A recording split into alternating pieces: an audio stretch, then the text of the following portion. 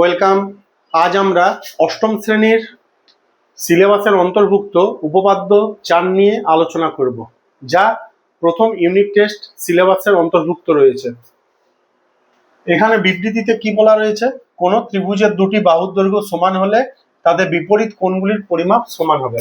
অর্থাৎ আমরা যদি এরকম একটা ত্রিভুজ ড্র করি, তাহলে এই বাহু আর এই বাহু যদি সমান হয়, তাহলে এই বাহুটার বিপরীত কোণ এটা আর এই বাহুটার বিপরীত কোণ এটা, এই দুটো কোণের মাপ পরস্পর সমান হবে। এটা আমাদের দেখাতে হবে। সেজন্য প্রথমে আমরা একটা ছবি আঁকবো। কোশ্চেনটা পরে কি বুঝছি? কোন ত্রিভুজের দুটি বাহুর দৈর্ঘ্য সমান, তাহলে নাম দিচ্ছি এ বি সি। এখানে এ বি এবং এসি এটা নিজেদের মধ্যে সমান, সেটা আমরা ধরে নিচ্ছি। তাহলে প্রদত্ত বা শিকারের মধ্যে আমরা কি লিখবো? প্রদত্ত বা শিকারের মধ্যে লিখবো এ বি সি হলো একটি ত্রিভুজ যার এ বি সমান এসি। এ বি সমান এসি, এটা আমরা প্রথমে ঠিক করে নিচ্ছি যে এই দুটো বাহুর দৈর্ঘ্য এখানে সমান। তাহলে আমাদের এখানে প্রমাণ করতে কি হবে? প্রমাণ করতে হবে যে এখানে আমরা কি লিখবো? কোণ এ বি সি সমান কোণ এ সি বি। অর্থাৎ এই বাহুটার বিপরীত কোণ এটা আর এই বাহুটার বিপরীত কোণ এটা, এটা নিজেদের মধ্যে সমান হবে। এটা আমরা এখানে প্রমাণ করব। আচ্ছা, উপপাদ্যের মাঝে আমি বলে রাখি, কোনো জায়গাতে যদি বলে রাখে যে দুটো বাহুর দৈর্ঘ্য সমান বা দুটো কোণের দৈর্ঘ্য সমান বা বলে দিল দুটো ত্রিভুজের ক্ষেত্রফল সমান, এই ধরনের যদি কোনো কিছু প্রমাণ করতে আমাদের বলে, সেক্ষেত্রে আমরা সব সময় স্টার্ট কিভাবে করব? প্রমাণটা দুটো ত্রিভুজকে আমরা সর্বসম দেখাবো। দুটো ত্রিভুজ সর্বসম কখন কখন তাহলে দেখাবো? যদি আমাদের বলে দুটো বাহুর দৈর্ঘ্য সমান, দুটো কোণের দৈর্ঘ্য সমান বা দুটো ত্রিভুজ ক্ষেত্রফলের সমান, এইসব যদি বলা থাকে, তাহলে আমরা অবশ্যই দুটো ত্রিভুজকে সর্বসম দেখাবো। আমাদের এখানে ছবিটার মধ্যে একটাই ত্রিভুজ আছে, তাহলে এখানে আমাদের একটা অবশ্যই অঙ্কনের প্রয়োজন রয়েছে। অঙ্কনের মধ্যে তাহলে কি করব? বি এ সি এর একটি সমদ্বিখণ্ডক অঙ্কন করা হলো, যা বিসি কে ডি বিন্দুতে ছেদ করেছে। সমদ্বিখণ্ডক করছি, অর্থাৎ বি এ সি যে কোণটা রয়েছে সেটাকে দুটো সমান সমান কোণে আমরা ভাগ করে দিচ্ছি। এরপর তো দেখো, তাহলে আমরা দুটো ত্রিভুজ পেয়ে গেছি। কি কি ত্রিভুজ?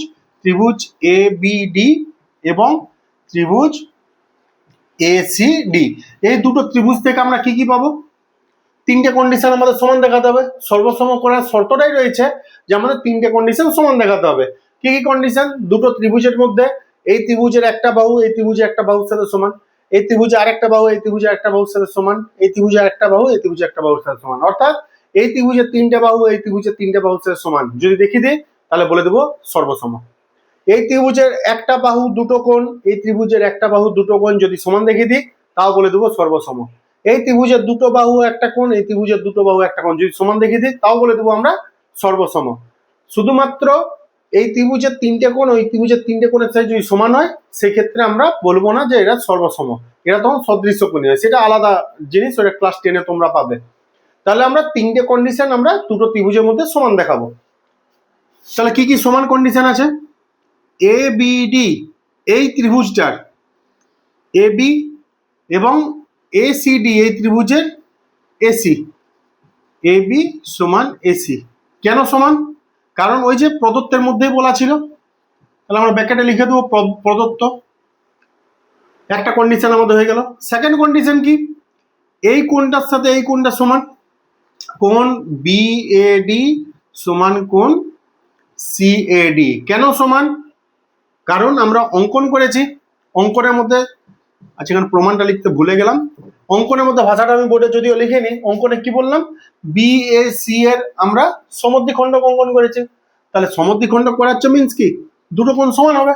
তাহলে সেই দুটো কোণ আমরা সমান দেখে দিলাম অঙ্কন অনুযায়ী। দুটো কন্ডিশন আমরা সমান দেখে দিয়েছি। আর একটা কন্ডিশন বেঁচে রইল, এই ত্রিভুজের এই বাহুটা এই ত্রিভুজের এই বাহুটা একটাই বাহু, অর্থাৎ সাধারণ বাহু। তাহলে আমরা কি লিখবো? এডি সাধারণ বাহু। তাহলে আমাদের দেখো একটা দুটো তিনটে কন্ডিশন আমাদের দেখানো হয়ে গেছে সমান দুটো ত্রিভুজের মধ্যে। সেই জন্য আমরা লিখে দেবো ত্রিভুজ এ বি ডি সর্বসম ত্রিভুজ এ সি ডি। দুটো ত্রিভুজ যদি সর্বসম হয়ে যায়, সেক্ষেত্রে আমরা বলতেই পারি অনুরূপ কোণগুলো অবশ্যই সমান হবে। এই ত্রিভুজের এই কোণটা, এই ত্রিভুজের এই কোণটা সমান, তাহলে কোণ এ বি ডি সমান কোণ এ সি ডি। আচ্ছা দেখে রাখো, এ বি ডি বলাও যা আর এ বি সি বলাও তা, একটা কোণকেই ইন্ডিকেট করছে।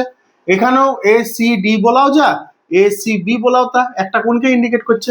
তাহলে আমরা এখানে বলতে পারি কোণ এ বি সি সমান কোণ এ সি বি।